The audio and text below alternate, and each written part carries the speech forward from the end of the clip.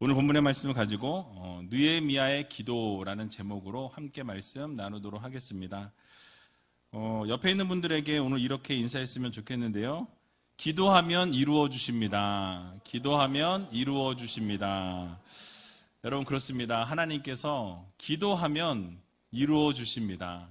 어떠한 기도든지 하나님이 이루시되 그 기도가 특히 하나님의 뜻에 맞는 기도, 또 하나님의 마음을 기쁘게 해드리는 기도, 하나님의 마음이 활짝 열려질 수 있는 기도를 올려드릴 때 하나님께서 반드시 여러분들의 기도에 응답하여 주신다라는 이 사실을 여러분 모두 믿으시고 이번 특별 집회 기간 동안에 기도의 제목들을 하나님 앞에 올려드리셔서 모든 기도에 응답받는 귀한 우리제일교회 모든 성도님들이 다 되시길 주님의 이름으로 간절히 축원합니다.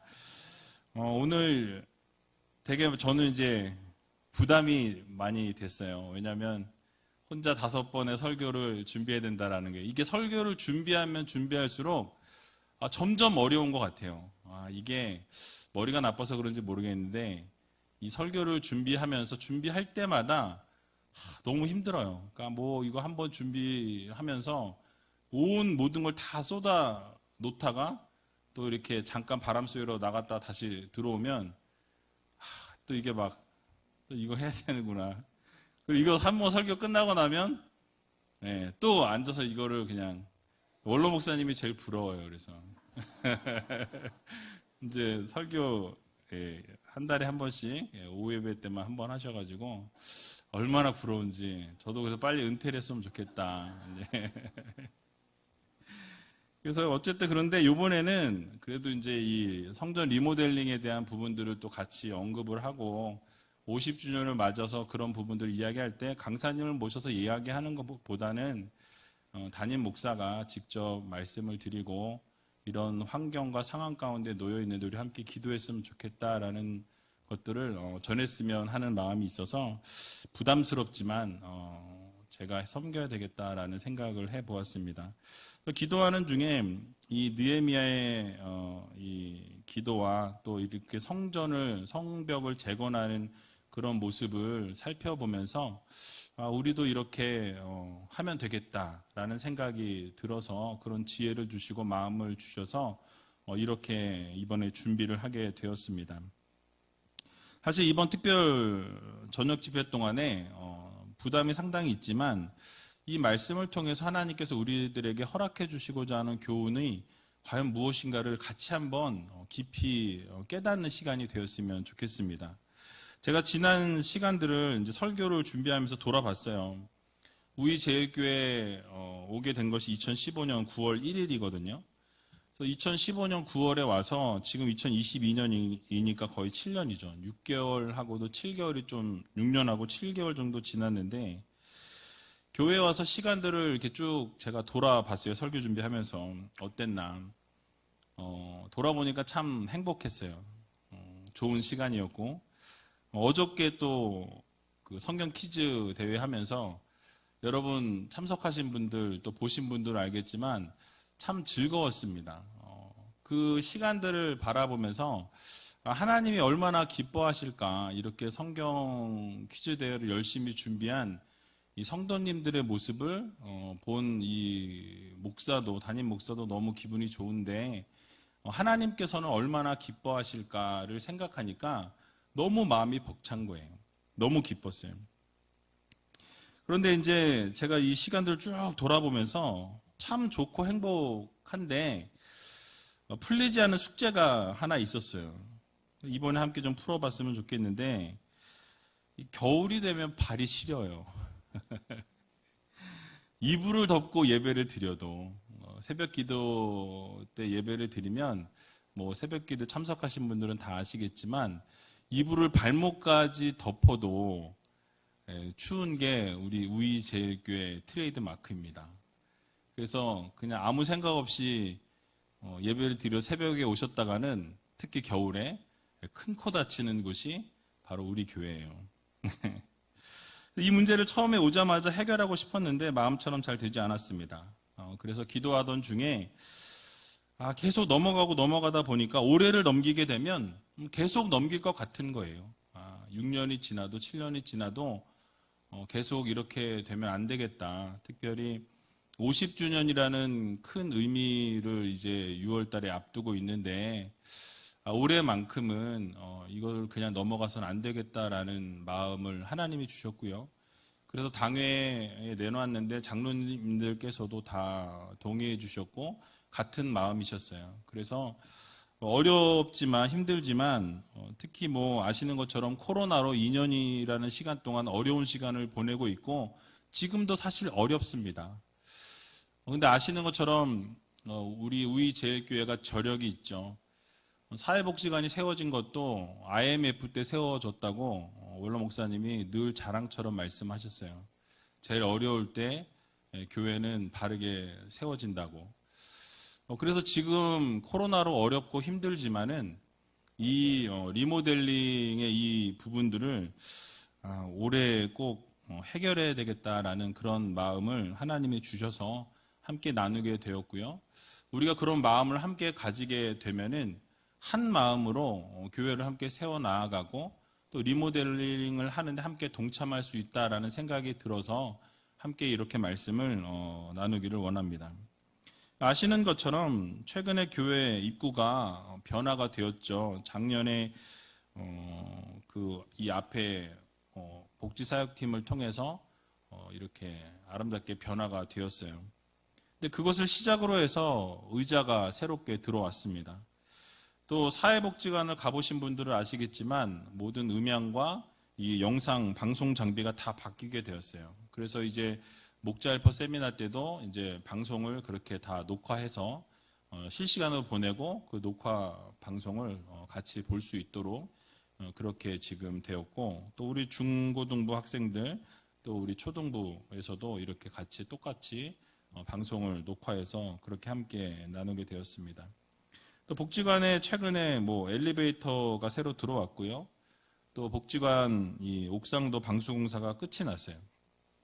그래서 이제 제일 추운 본당이 리모델링이 되면 이게 완성이 되면 교회의 어떤 정비가 어느 정도 다 이루어졌다고 저는 생각을 합니다. 그래서 그런 이유에 이제 이런 것들이 다 되고 나면 정말 기본적인 게 세팅이 된 거잖아요. 자연 속에 있는 교회의 장점을 활용해서 정말 더 있고 싶은 교회, 정말 이 교회 더 있고 싶다, 더 머물고 싶다라는 생각이 드는 교회를 만들어 가고 싶습니다. 쉼을 제공할 수 있는 교회를 만들고 싶어요. 그래서 앞으로 가능하다면 리모델링을 시작으로 우리 다음 세대를 위한 공간들을 또 더 넓혔으면 좋겠고 만들었으면 좋겠고, 또 함께 쉬고 이야기하고 나눌 수 있는 그런 카페도 만들고 싶은 것이 제 바람이고 제 소원입니다. 아마 우리 성도님들께서도 그렇게 마음 가운데 바라시는 분들이 많이 있을 거라고 저는 생각합니다. 그래서 더 편안한 교회가 되고 더 있고 싶은 교회, 또 머물고 싶은 교회를 만들어 가고자 하는 마음이 있어요. 뭐 제가 은퇴하기 전까지는 그렇게 되겠죠. 이를 위해서 함께 여러분 기도해 주시고 함께 마음을 좀 모아 주셨으면 좋겠습니다. 이제 오늘부터 5일 동안 느헤미야 말씀을 같이 살펴보면서 이 회파된 성문들과 성벽을 다시 재건하는 모습을 우리가 살펴보면서 우리 교회도 아름답게 좀 재건하는데 우리가 동참하고 그것을 통해서 하나님께 영광을 올려드릴 수 있는 귀한 우이제일교회 모든 성도님들이 다 되시길 주님의 이름으로 간절히 축원합니다. 자, 오늘 읽지는 않았지만 1절을 보게 되면요, 느헤미야가 아닥사스다 왕 제20년에 수상궁에 있을 때의 일이었다라고 이렇게 회상하고 이야기하고 있는 것을 보게 됩니다. 자, 오늘 본문은 이 예루살렘성 회파 소식을 전해들은 느헤미야가 크게 슬퍼하고 울면서 자신의 동족들을 위해서 하나님 앞에 간구하는, 아주 간곡하게 기도하는 내용이 담겨져 있는 본문입니다. 느헤미야의 형제인 하나니가 두어 사람과 함께 이 느헤미야에게 유다에서부터 오게 되었다라고 말씀합니다. 그리고 유대 사람과 이 예루살렘의 형편에 대해서 이야기를 듣게 될 때 좋지 않은 상황을 듣게 되었다라고 말씀하죠. 오늘 본문 3절을 보게 되니까 어떤 상황이었는지 이렇게 설명합니다. 같이 한번 3절 말씀 읽어보겠습니다. 저희가 내게 이르되 사로잡힘을 면하고 남은 자가 그 도에서 큰 환난을 만나고 능욕을 받으며 예루살렘 성은 회파되고 성문들은 소화되었다 하는지라. 아멘. 자, 여러분, 귀환했던 유다 백성들이 이제는 귀환했으니 잘 정착하고 잘 살아가면 너무너무 좋을 것 같은데 큰 환난과 재앙을 만나게 되었다라고 오늘 성경은 말씀합니다. 게다가 환난과 이런 재앙을 만났을 뿐만 아니라 이 대적들로부터 능욕을 받았다라고 이렇게 오늘 성경은 말씀하죠. 당시 예루살렘에 귀환했던 이스라엘 자손들이 이 정치적으로나 또 경제적으로나 이 군사적으로 모든 면에서 이제 포로 생활에서 돌아온 상황이었기 때문에 매우 열악했습니다. 상황이 좋지 않았다라는 것이죠. 그런데 그런 상황에 있던 그들에게 주변의 많은 적들이, 세력들이 핍박하고 어려움에 처하게 하는, 조롱을 받았던 그런 상황이었음을 보여줍니다. 뿐만 아니라 예루살렘 성은 회파되었고 이 성문은 다 불타 없어졌다라고 설명하죠. 즉 예루살렘의 재건을 반대하는 원수들에 의해서 예루살렘 성벽이 이 처참하게 무너지고 파괴되었다라는 것을 알려주고 있습니다. 그러니까 이러한 현실은 이 귀환한 이스라엘 자손들의 당시 형편이 얼마나 어려운 상황이었고 얼마나 바닥의 상황이었는지를 보여준다라는 사실이에요. 그리고 이런 상태는 결국 이 영적인 방어막까지 훼손되었다라는 것을 암시해 주고 있습니다.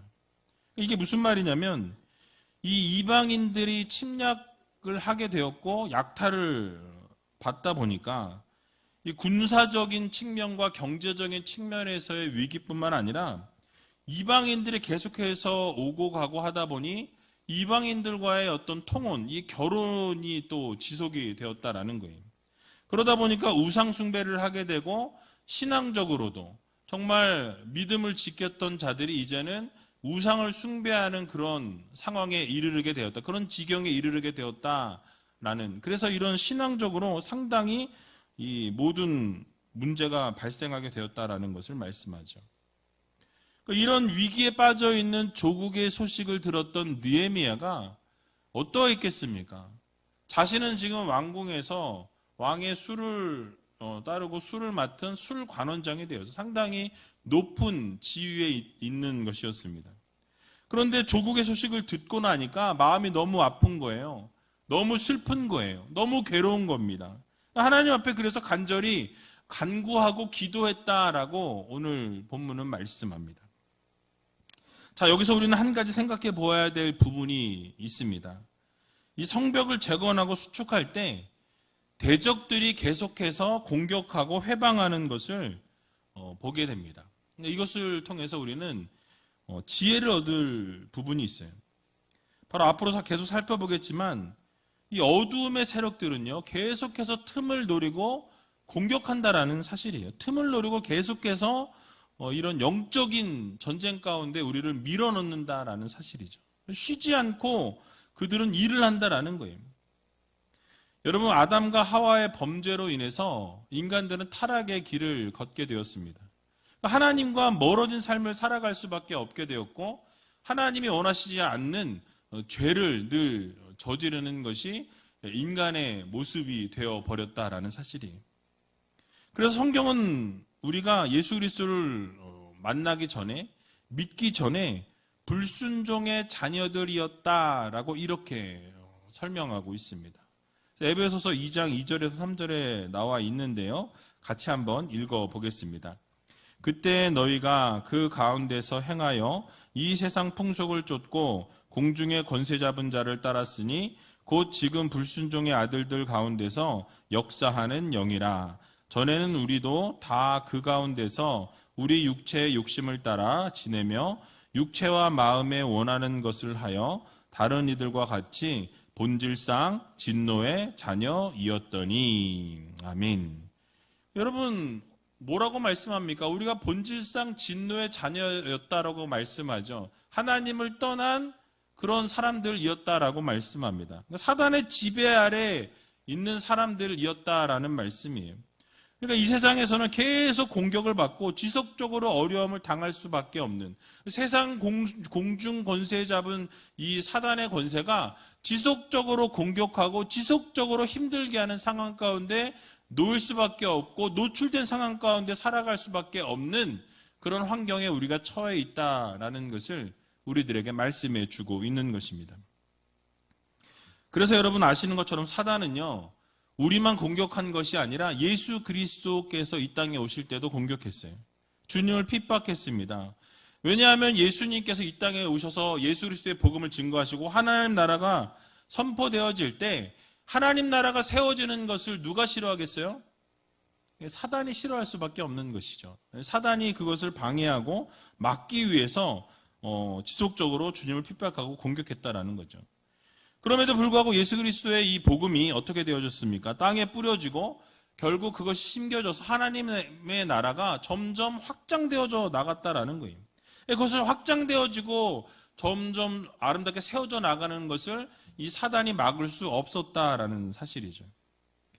그럼에도 불구하고 사단의 권세는 여전히 이 자신의 나라를 지키는 것을 포기하지 않았고 결국 지속적으로 어떻게 합니까? 성도들을 어려움 가운데 몰아넣고 여러분들을 공격하고 틈만 보이기만 하면 어떻게 해요? 우는 사자같이 삼킬자를 두루다니며 찾는다라고 분명하게 성경은 말씀하고 있습니다. 왜냐하면 자신의 통치권을 지키기 위한 몸부림인 거예요. 그동안 내 자녀였고 내 자식이었던, 불순종의 자녀였고 진노의 자녀였던 자신의 자녀들이 이제는 하나님의 자녀가 되고 하나님의 백성이 되니 어떻겠습니까? 불안하겠죠.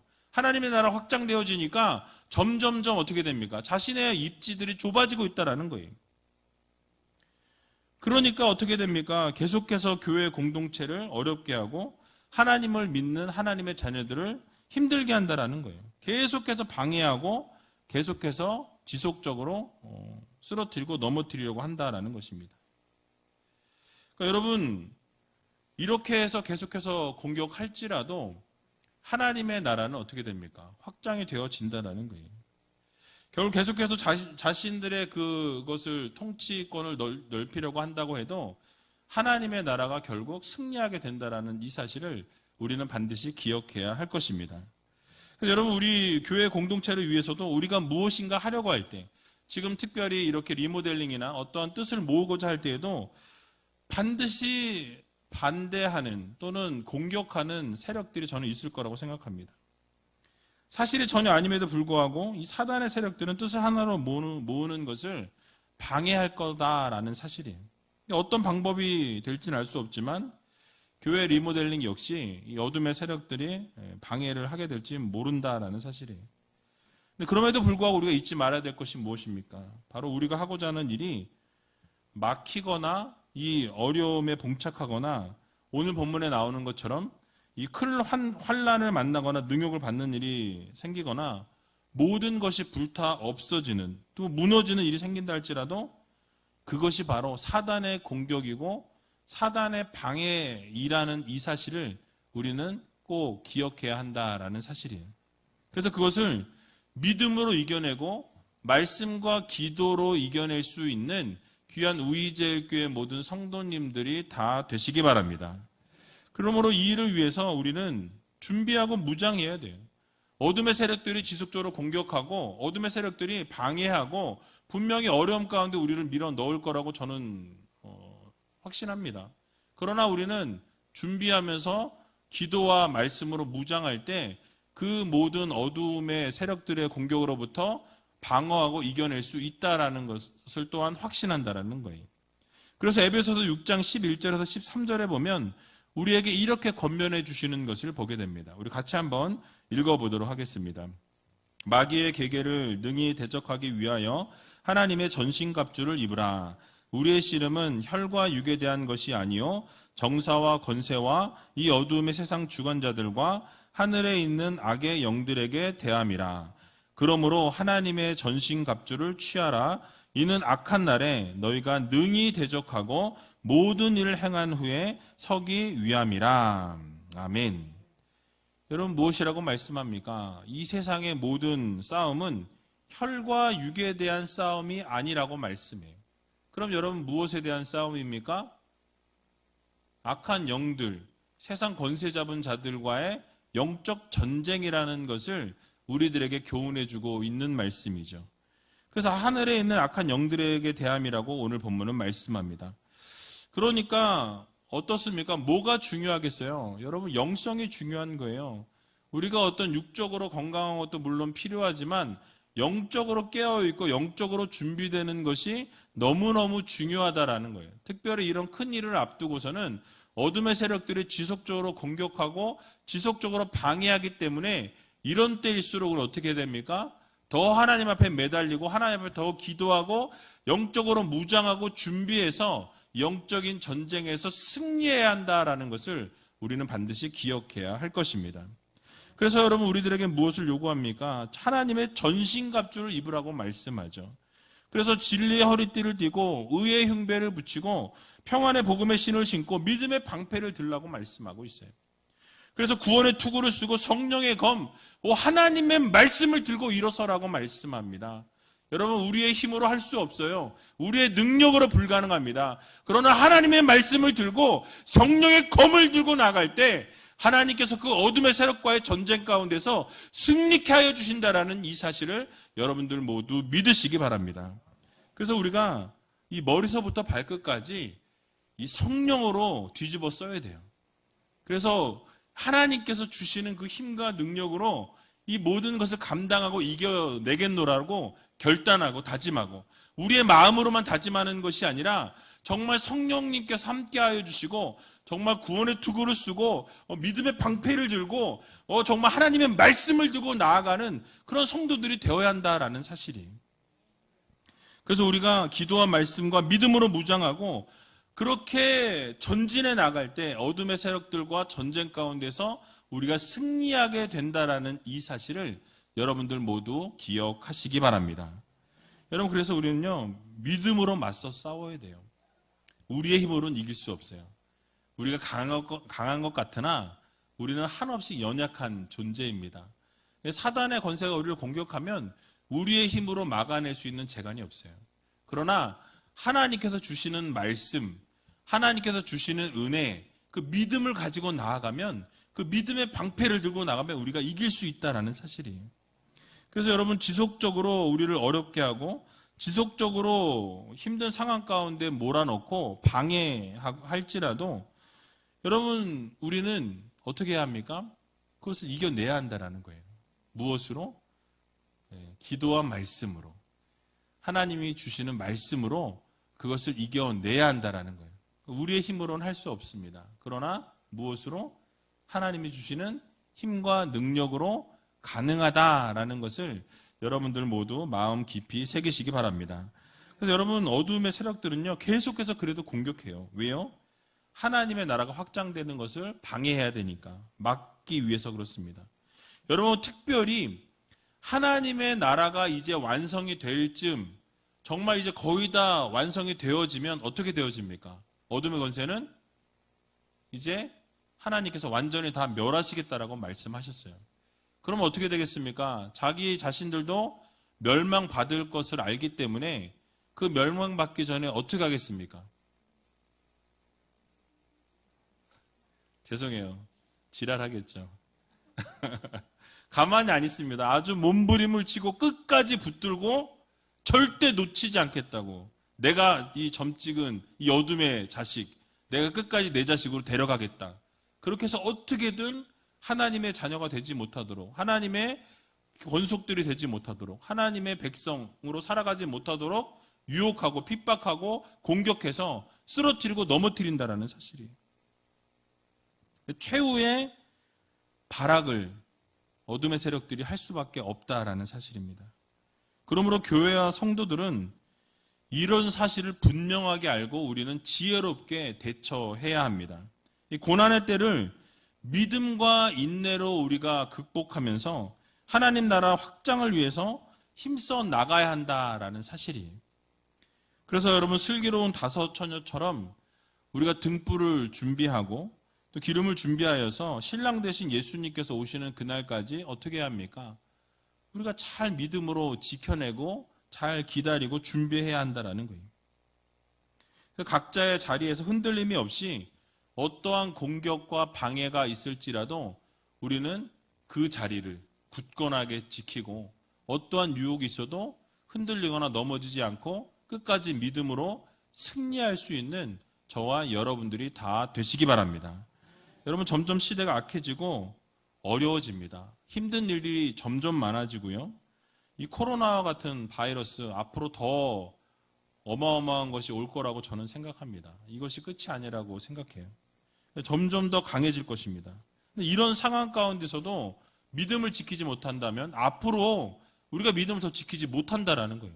여러분들이 믿음이 약하다는 것이 아니라 어둠의 세력들은 어떻게든 더 공격하고 더 힘들게 하고 여러분들을 더 방해하고 하나님을 더 믿지 못하도록 막는다라는 거예요. 그렇기 때문에 지금부터 계속해서 지속적으로 우리가 믿음을 키워나가고 기도하고 말씀 가운데 거하셔서 그것을 무장함으로 우리가 이겨내야 한다라는 사실이에요. 그래서 여러분, 이 사실을 꼭 기억하시고 이런 어려운 때에 더 믿음을 지키기 위해 정말 몸부림치고 기도와 말씀으로 무장해서 정말 어둠의 세력들의 공격 가운데서 승리할 수 있는 저와 여러분들이 다 되시길 주님의 이름으로 간절히 축원합니다. 자, 이제 느헤미야가 이런 좋지 않은 소식을 접하게 될 때 어떻게 반응했는지 좀 살펴볼 필요가 있습니다. 그러니까 느헤미야가 이런 상황과 형편, 즉 고향의 이 예루살렘이 정말 어려운 상황 가운데 놓여 있다라는 이야기를 듣고 나서 그때 그가 했던 것은 바로 하나님 앞에서 금식했고 또 하나님 앞에 간절히 기도하며 구했다라고 오늘 성경은 말씀하죠. 오늘 본문 4절에 나와 있는데요. 같이 한번 4절 말씀 읽어보겠습니다. 내가 이 말을 듣고 앉아서 울고 수일 동안 슬퍼하며 하늘의 하나님 앞에 금식하며 기도하여. 아멘. 여러분, 이 느헤미야의 마음이 좀 느껴지십니까? 고향의 힘든 이야기, 정말 모든 것이 회파되었고 어려움 가운데 있고 수치를 당했다라는 이야기를 들었을 때 남의 이야기로 생각하지 않았다라는 거예요. 자신의 이야기로 생각하고 마음 아파하고 정말 울면서 슬퍼하면서 하나님 앞에 간구했다라고 말씀하죠. 금식했다라고 말씀합니다. 기도했다라고 말씀하죠. 여러분, 느헤미야에게 있어서 이 예루살렘의 좋지 않은 소식은 정말 하늘이 무너지는 것과 같은 그런 소식이었어요. 그러니까 여러분, 그때 느헤미야는 이스라엘이 하나님의 큰 권능과 강한 손으로 함께 하시고 정말 이 백성들을 구원해내신 분이 하나님이시라는 확신을 가지고 있었어요. 그래서 어떠한 어려움 속에서도 이스라엘 백성들을 하나님이 보호하시고 하나님이 인도하시고 책임지신다라는 확신을 가지고 있었다라는 거죠. 그런데 그런 생각을 가지고 있었던 느헤미야인데 하나님의 백성인 이스라엘 백성들이 어려움에 처한 거예요. 이방인들에게 농락을 당하고 능욕을 당하고 있다라는 이야기를 듣고 정말 하나님께서 택하신 이 도성마저도 회파되어졌다라는 이 소식은 차마 견딜 수가 없는 거예요. 어떻게 하나님의 백성, 하나님이 사랑하시는 자녀가 이 지경 이 꼴이 될 수 있습니까? 어떻게 이런 어려움이 생길 수 있습니까? 어떻게 이런 좌절하고 넘어질 일이 생길 수가 있습니까? 하나님 앞에 정말 이렇게 통곡하고 하나님 앞에 기도했다라는 사실이에요. 여러분, 그래서 느헤미야는 이스라엘 백성을 위해서 금식하고 기도했을 뿐만 아니라 자기의 어떤 높은 지위, 현재 지금 높은 자리에 있는 이 영화를 포기하고 이스라엘 재건과 부흥을 위해서 헌신하게 되는 것을 보게 됩니다. 자신의 모든 것을 다 쏟아붓게 되었다라는 사실이.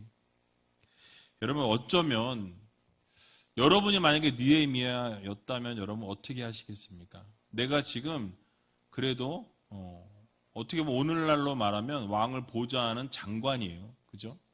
술을 따르는 신하 정도가 아니에요. 그 술 맡은 관원장은 왕의 생명을 담보하는 자리이기 때문에 상당히 높은 위치에 있는 장관이나 다름없습니다. 근데 그러한 자리, 그런 지위, 지금 부귀영화를 잘 누리고 있는데 자기의 그 고향, 예루살렘이 회파되고 이 성벽이 다 무너졌다라는 이야기를 들었을 때 그 모든 것을 다 포기하고 내려놓고 그 재건을 위해서 내가 헌신하겠다라는 결단을 하고 다짐을 했다라는 사실이. 그러니까 여러분 한번 눈 감고 외면했다면, 질끈 한번 내가 눈 감고 내가 여기서 그냥 이 자리에 눌러 앉자라고 했으면 어떻게 됐겠습니까? 그러니까 인간적으로는 편안한 삶을 보장받을 수 있는 자리였어요. 하지만 느헤미야는 민족의 고통과 아픔을 외면하지 않았습니다. 자기 민족의 고난을 자기 고통처럼 느꼈다라는 거예요. 자기 민족, 자기 백성들의 아픔을 자신의 아픔으로, 나의 아픔으로 생각했다라는 사실이. 그래서 같이 아파하고 통곡하면서 금식하면서 하나님 앞에 간절히 기도했다라고 오늘 성경은 말씀하고 있습니다. 즉 이스라엘 공동체를 한 운명 공동체로 받아들였다라는 말씀이에요. 그러니까 다른 공동체가 아니라 내가 속해 있는 공동체고 바로 나 자신이라고 생각하는 거예요. 여기서 한 가지 교훈을 우리가 얻을 수 있습니다. 성도들 역시, 이 우이제일교회 역시 예수 그리스도의 피로 묶여진 아름다운 한 공동체라는 것을 여러분 모두 믿으시기 바랍니다. 우리는 한 운명 공동체로 하나님 앞에 부르심을 입은 자들이에요. 그래서 성경은 그리스도를 교회의 머리로, 또 교회를 그리스도의 몸으로, 또 교회 구성원의 성도들을 그리스도의 몸을 이루는 지체로 성경은 설명하고 있는 것을 우리는 보게 되죠. 결국 모두가 하나님의 몸을 이룬 지체라는 말씀이에요. 여러분 한 사람 한 사람이 이 교회를 이루고 있는 한 부분이라는 것입니다. 어느 것 하나 필요하지 않은 부분이 없는 것처럼 여러분 한 분 한 분이 각자의 자리에서 하나님의 부르심을 받아 이 우이제일 공동체라는 아름다운 공동체를 이루게 하셨다라는 것을 여러분 모두 믿으시기 바랍니다. 그래서 한 지체가 고통을 겪고 아픔을 경험할 때 모른 채 하는 것이 아니라 함께 그 아픔을 나누고 그 아픔을 위해서 눈물을 흘리고 그 아픔을 위해서 함께 기도하는 그런 공동체가 되어야 한다라는 사실이에요. 그래서 하나의 공동체라는 사실을 우리가 기억하면서 함께 아파해 줄 수 있는, 함께 울어줄 수 있는, 함께 슬퍼해 줄 수 있는 그런 공동체로 거듭나야 한다라는 사실입니다. 여러분 그래서 예루살렘 공동체 초대교회 성도들은 어땠습니까? 그리스도 안에서 그들이 한 공동체라고 여겼던 것을 우리는 성경을 통해서 보게 되죠. 가난한 성도들이 경제적인 문제로 고통을 받고 어려움을 당하고 있을 때에 외면하지 않았다라는 거예요. 그래서 뭐라고 말씀합니까? 사도행전에 보니까 자기 자신의 소유를 팔아서 어떻게 합니까? 나눠줬어요. 그래서 교회에 그것을 바치고 내 것과 내 것을 따지지 않고 어떻게 했습니까? 하나로 같이 통용하여 사용했다라고 성경은 말씀하죠. 함께 나누어 사용했다라고 성경은 말씀합니다.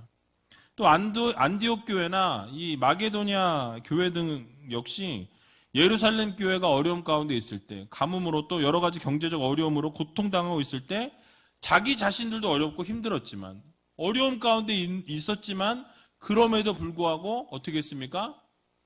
연보했다라고 말씀하죠. 연보를 풍성하게 했다라고 바울이 이야기하는 것을 우리는 보게 됩니다. 그러니까 이처럼 느헤미야가 예루살렘의 소식을 듣고 마음 아파하면서 울면서 수일 동안 슬퍼하면서 하나님 앞에 금식하면서 부르짖었던 이 모습이 바로 우리 우이제일교회 공동체 여러분들의 모습이 되어야 한다라는 사실이에요. 여러분 우리 공동체에서도 그런 어려움이 있는 분들이 있다면, 아픔이 있는 분들이 있다면 우리는 함께 울어주고 함께 기도하는, 또 그렇게 함께 그래서 하나 되는 그런 공동체가 되어야 할 것입니다. 그래서 여러분 우리가 한 운명 공동체라는 인식을 꼭 가져야 한다라는 거예요. 우리가 아까 박종사 안수 집사님께서 기도하셨는데 이 교회가 정말로 춥죠. 예, 열악한 환경입니다. 지어진 지 43년이 됐어요. 그래서 예배당이 춥고 시설이 많이 뒤처져 있고 상황이 많이 열악한 것이 사실이고 누구나 지금 공감하고 있는 부분이죠. 그래서 여러분 이러한 것을 우리가 기억하고 우리가 리모델링 하는 데 있어서 여러분들의 마음을 모아주셨으면 좋겠습니다. 그래서 우리가 정말로 한 부분을 우리가 각자가 담당해서 어느 자리가 됐든지 정말 우리가 헌신하고 이 교회가 바르게 아름답게 세워질 수 있도록 정말 최선을 다해서 우리가 한 운명 공동체라는 것을 꼭 기억하시고 우리의 마음을 모아서 하나님 앞에 온전히 올려드릴 수 있는 귀한 우리 제일교회 모든 성도님들이 다 되시길 주님의 이름으로 간절히 축원을 드립니다. 자, 그렇다면 느헤미야가 하나님 앞에 어떻게 기도했는지 살펴보고 오늘 말씀을 마치도록 하겠습니다. 먼저 느헤미야는 기도할 때 그 기도를 받으시는 대상이 누구인지 그 대상에 대한 정확한 아주 명확한 인식을 가지고 기도하는 것을 보게 됩니다. 오늘 본문 5절 말씀에 나와 있는데요. 같이 한번 5절 말씀 읽어보도록 하겠습니다. 가로되 하늘의 하나님 여호와 크고 두려우신 하나님이여 주를 사랑하고 주의 계명을 지키는 자에게 언약을 지키시며 긍휼을 베푸시는 주여 간구하나이다. 아멘. 자, 이제 하나님 앞에 기도하는데 그냥 기도한 것이 아니에요. 아무거나 그냥 내뱉은 것이 아니라 하나님이 어떠한 하나님인지를 정확하게 인식하고 어떤 하나님이신지를 명확하게 알고 그리고 그 하나님 앞에 간구했던 느헤미야의 모습이었다라는 사실이에요. 그러니까 여러분들이 기도하는 그 기도의 대상 되신 하나님이 어떠한 하나님이신지 명확하게 알고 기도해야 한다라는 거예요. 그냥 흐지부지 알고 대충 알면서 하나님 앞에 기도하는 것이 아니라 나의 기도를 받으시는 그 하나님이 어떤 하나님이시냐, 그 하나님이 정말 어떤 하나님이신지 명확하게 알고 기도했던 느헤미야의 기도처럼 그렇게 하나님을 명확하게 알고 기도해야 한다라는 거죠. 자, 그러면 그 확고한 인식이 어떠했는지 먼저 보니까 하늘의 하나님 여호와라고 얘기했고요. 크고 두려우신 하나님이라고 표현했습니다. 또 한 가지는 주를 사랑하고 주의 계명을 지키는 자에게 언약을 지키시며 긍휼을 베푸시는 분이라고 이렇게 표현하고 있는 것을 보게 되죠. 자, 이 세 가지로 하나님을 인식하고 하나님을 그렇게 표현하고 있는데 그 부분에 대해서 우리가 간략하게 살펴보겠습니다. 하늘의 하나님 여호와라는 이 말씀은 하나님께서 전 우주를 창조하시고 만물 위에 만물을 통치하시고 다스리시는 전능하신 하나님이시다라는 인식을 느헤미야가 가지고 있었다라는 거예요. 이 세상 모든 것들을 하나님의 마음대로 움직여 가시는, 하나님께서 모든 것을 통치하실 수 있는 그런 하나님이시다라는 말씀이죠. 하늘의 하나님 여호와라고 이렇게 표현하고 있어요. 느헤미야가 이렇게 부른 데는, 하나님을 이렇게 부른 데는 이 이스라엘의 지금 당면에 있는 문제가 누구만 풀 수 있다라는 거예요? 오직 하나님만 하실 수 있다라는 거예요. 하나님, 지금 우리의 이 문제는 우리는 할 수 없습니다. 우리의 힘으로, 우리의 능력으로 할 수 없습니다. 하나님이 하셔야 됩니다. 그래서 하늘에 계신 하나님을 부르고 있는 거예요. 여러분, 우리도 마찬가지입니다. 우리의 힘으로 할 수 없어요. 모든 것이 하나님이 하셔야 가능합니다. 하나님이 막으시면 우리가 쉽게 할 수 있는 것도 우리는 할 수 없어요. 왜요? 하나님이 막으셨으니까. 반대로 우리는 할 수 없습니다. 우리의 힘으로 도저히 할 수 있는 상황이 안 돼요. 그러나 하나님이 하시면, 누가 하시면? 하나님이 하시면 가능하다라는 사실을 여러분 모두 믿으시기 바랍니다. 그래서 여러분, 그런 하나님을 부르면서 우리에게 지금 당면에 있는 문제를 오직 하나님이 해결하실 수 있으니 하나님, 이 모든 문제를 해결해 주시옵소서 기도하면서 나아가는 거예요. 또 크고 두려우신 하나님이라고 표현했죠. 여러분, 하나님께서는 모든 사람들로부터 경외를 받으시기에 합당하신 하나님이십니다. 경배받으시기에 합당한 하나님이세요. 범죄를 저지른 자들에게는 어떤 하나님이세요? 심판의 하나님이세요. 두려운 하나님이세요. 두려운 심판주가 되신다라는 의미를 내포하고 있습니다. 이렇게 두려운 하나님이란 단어를 사용했을 때는 이스라엘이 이 고난 중에 있는 이유가 있다라는 거죠. 뭐죠? 그들이 죄악을 저질렀다. 우리가 지금 죄악을 저질렀다라는 것을 인정하는 거예요. 그래서 하나님, 우리가 죄를 저질렀기 때문에, 하나님 앞에 우리가 죄를 저질렀기 때문에 하나님 용서해달라고. 그 우리의 고난이 과거 이스라엘의 죄와 무관하지 않습니다. 그래서 하나님 앞에 용서를 구하는 그런 기도를 올려드리고 있다라는 사실이죠. 또 마찬가지로 하나님의 백성을 대적하는 자들 역시 어떻습니까? 그들도 하나님의 심판을 받게 될 것이라는 의미도 내포되어 있다라는 사실이에요. 그리고 또한 주를 사랑하고 주의 계명을 지키는 자에게 언약을 지키시며 긍휼을 베푸시는 분이다라고 이렇게 표현합니다. 그러니까 여러분, 하나님께서 언약을 세우시면, 여러분 성경에 어디에도 하나님이 언약을 세우셨는데 하나님 편에서 먼저 언약을 파기하신 경우는 없어요. 하나님이 언약을 세우시면, 약속을 하시면 어떻게 됩니까? 반드시 이루신다라는 거예요. 여러분, 하나님께서 우리에게 약속을 주시면 반드시 이루어 주신다라는 이 사실을 여러분 모두 믿으시기 바랍니다. 그래서 하나님께서는요, 반드시 이루어 주시는 하나님이세요. 하나님께서 고난당하는 당신의 백성들을 외면치 않으시고 결국은 모든 것을 회복시켜 주시는 하나님이시다라는 거예요. 여러분, 그렇습니다. 우리의 생각과 우리의 어떤 의지와 우리의 판단을 다 내려놓고 하나님께 맡기면 하나님께서는 약속하신 것을 지키시고 또 긍휼을 베풀어 주시고 자비를 베풀어 주시는 전능하신 하나님 아버지시다라는 사실이에요. 그래서 이런 하나님께 느헤미야가 간절히 이제 기도했어요. 이런 하나님이시니, 정말 하나님께서 우리의 힘든 상황, 이 어려운 상황을 그 누구도 해결할 수 없으니 하나님께서 해결해 주시라고 느헤미야가 하나님 앞에 간절히 금식하며 부르짖으며 기도했다라는 사실이죠. 그 내용이 그 뒤를 이어서 나오는 것을 보게 됩니다. 이처럼 우리가 기도하는 그 기도의 대상이 누구이시고 어떤 분이신지 우리가 명확하게 알고 기도해야 한다는 사실이에요. 여러분, 우리 하나님은 이 세상 만물을 창조하시고 다스리시고 통치하시는 전능하신 하나님 아버지십니다.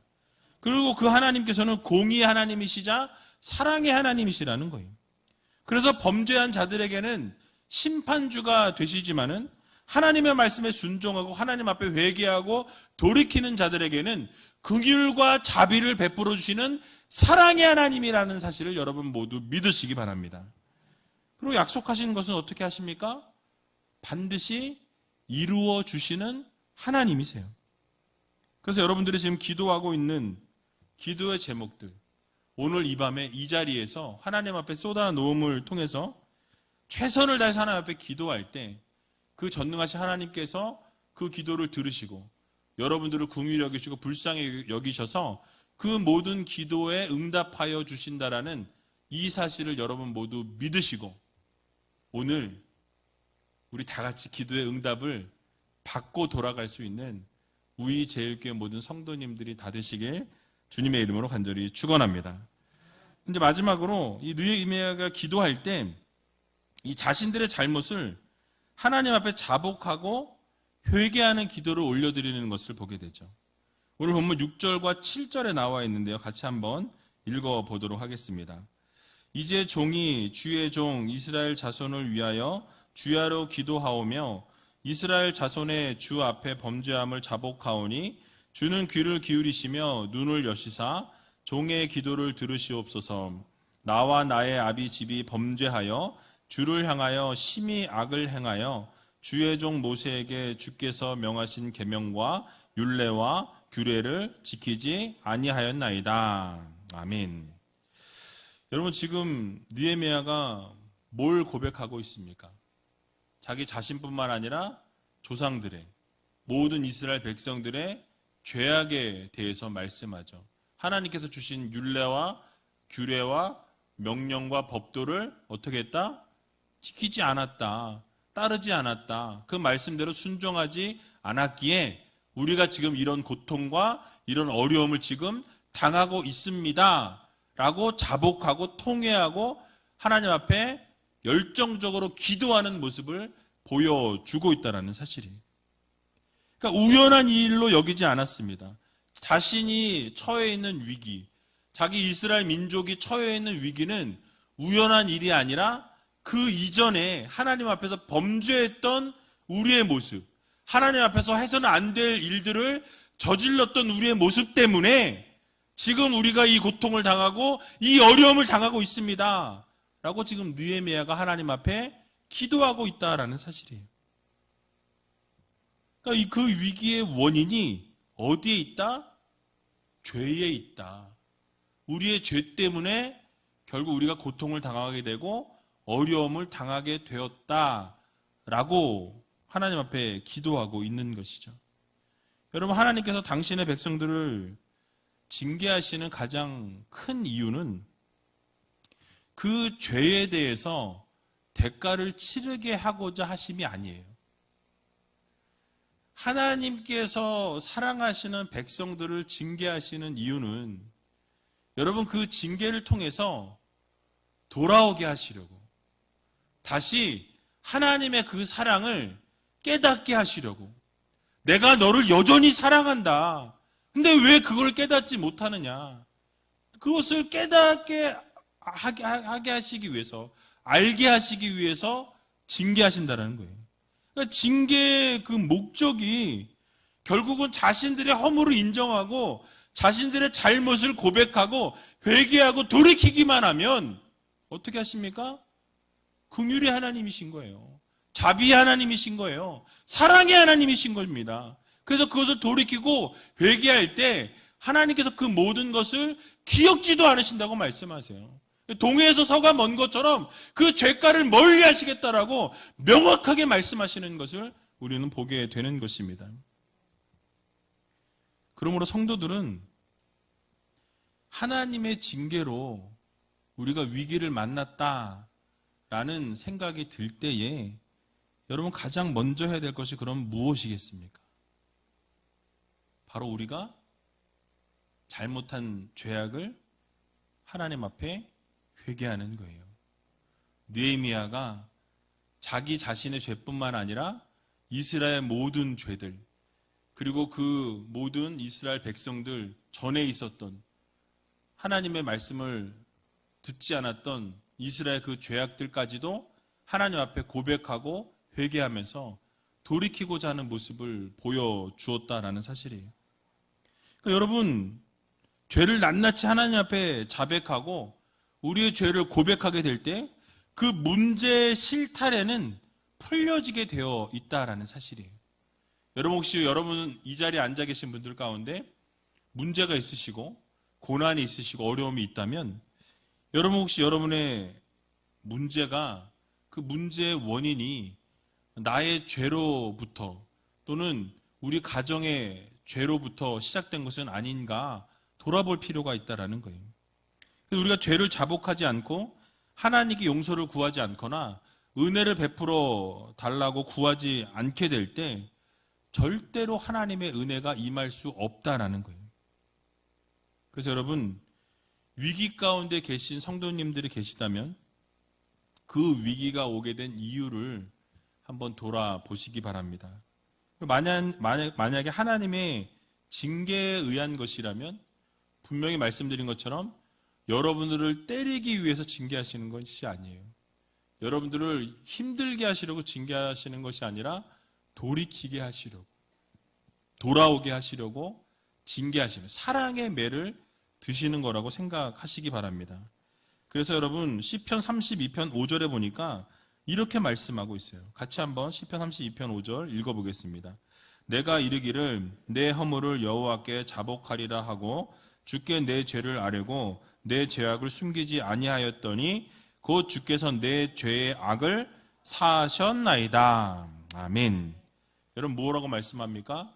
우리의 허물을 하나님 앞에 자복하고 하나님 앞에 내 죄를 다 아뢰고 내 죄악을 숨기지 아니하고 드러낼 때 어떻게 하십니까? 하나님께서 그 죄를 사하여 주신다고 말씀하고 있어요. 여러분 그러니까 어렵지 않습니다. 여러분들의 마음 가운데 그 누구에게도 말할 수 없었던 죄악 있다면 여러분 오늘 우리가 함께 찬양하고 기도할 때 하나님 앞에 기도하세요. 구하세요. 그 모든 죄 용서해 달라고. 그 모든 죄악이 주님 앞에 자복하고 주님 앞에 쏟아놓고 회개하고 돌이킬 때 하나님께서 놀라운 능력과 기적을 오늘 이 밤에 베풀어 주시라고 여러분 기도하시기 바랍니다. 또 요한일서 1장 9절에 보니까 또 이렇게 말씀하죠. 같이 한번 읽어보겠습니다. 만일 우리가 우리 죄를 자백하면 저는 미쁘시고 의로우사 우리 죄를 사하시며 모든 불의에서 우리를 깨끗게 하실 것이요. 아멘. 그렇습니다. 우리 하나님께서는 자비의 하나님이세요. 사랑의 하나님이십니다. 그래서 우리 하나님께서는 우리를 위해서 생명을 내어주시는 것까지도 아끼지 않으셨죠. 여러분 고난주간입니다. 주님께서 여러분의 생명을 구원하시기 위해 영원한 생명을 주시기 위해 영원한 어떻게 하세요? 십자가에 달려 죽음을 당하셨어요. 그 하나님 앞에 그 사랑의 하나님 앞에 우리의 죄를 자복하고 회개하고 돌이키게 될 때 하나님께서 우리의 죄를 사하시고 깨끗게 하시겠다라는 약속의 말씀을 우리에게 명확하게 주셨습니다. 그러므로 우리 안에 죄악이 있거든 또 우리 안에 하나님으로부터 징계받고 있는 상황에 놓여 있거든 여러분 그 모든 것을 하나님 앞에 자복하고 회개함으로 여러분 모든 하나님의 은혜로 누리시고 또 참 자유와 참 사랑을 맛볼 수 있는 귀한 이 밤이 되기를 소원합니다. 이번 주간은 예수님께서 우리를 위해서 십자가에 달리신 고난주간입니다. 그래서 이 시간 우리가 함께 이 시간을 보내면서 혹시 우리 안에 하나님께서 기뻐하시지 않는 죄의 문제는 없는지 여러분 한번 돌아보시고 이 느헤미야처럼 하나님 앞에서 자복하고 모든 죄를 통회하고 또 회개함으로 돌이킴으로 하나님의 은혜를 경험할 수 있는 귀한 우이제일교회 모든 성도님들이 다 되시기 바랍니다. 말씀을 정리하겠습니다. 이 세상을 살아가면서 어두움의 세력들의 공격과 방해는 언제나 여러분들 앞에 놓이게 될 것입니다. 그럴 때 우리는 어떻게 해야 된다고 말씀드렸죠? 하나님의 전신갑주를 입고 무장해야 한다라고 말씀을 들었습니다. 준비하고 그 고난의 때를 잘 이겨낼 때 또 승리할 수 있다라는 말씀을 들은 것을 기억하면서 우리가 정말로 믿음으로 무장하고 하나님의 말씀으로 또 기도와 말씀으로 전신갑주를 입을 수 있는 성도들이 되게 해달라고 여러분 기도하시기 바랍니다. 또 느헤미야가 예루살렘의 소식을 듣고 그것을 외면하지 않았다라는 말씀을 들었습니다. 슬피 울면서 금식하며 기도했던 것처럼 우리 우이제일교회 공동체가 예수 이름으로 묶여진 운명 공동체이라는 이 사실을 여러분 꼭 기억하면서 언제나 하나 되어서 한 생각과 한 뜻을 가지고 한 방향을 향해 한 목적을 향해 나아갈 수 있는 믿음의 자녀들이 되게 해달라고 여러분 기도하시기 바랍니다. 또 느헤미야가 하나님 앞에 기도할 때 하나님이 어떤 분이신지 정확하고 명확하게 인식하고 기도했다라고 말씀을 들었습니다. 그래서 먼저 자복하고 회개하는 마음으로 오늘 이 밤에 하나님 앞에 회개하고 돌이킴으로 놀라운 은혜와 역사와 기적을 맛볼 수 있는 귀한 우이제일교회 모든 성도님들이 다 되시길 주님의 이름으로 간절히 축원드립니다.